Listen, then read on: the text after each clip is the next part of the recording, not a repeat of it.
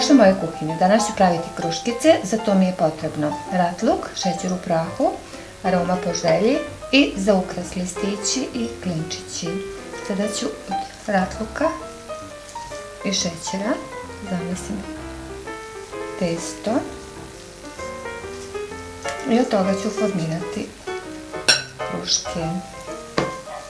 Sipat ću aromu.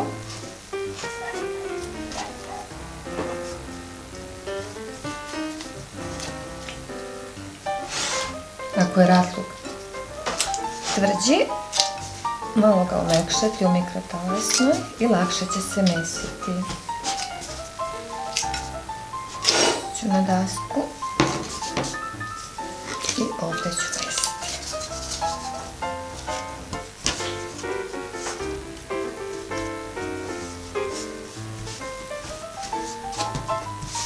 I sada ću oblikovati kruškicu.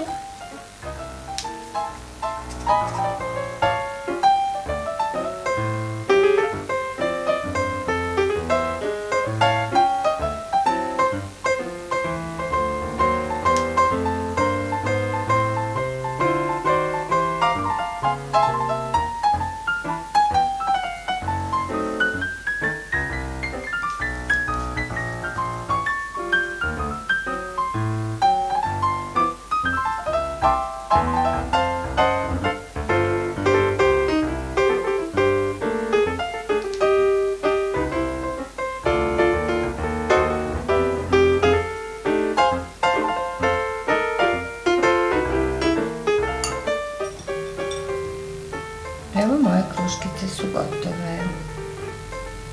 Ovaj recept, kao i ostale moje recepte, možete pronaći na internet adresi www.bebinakuhinja.com i na Facebook stranici Bebina kuhinja. Hvala što pratite moj kanal. Prijetno!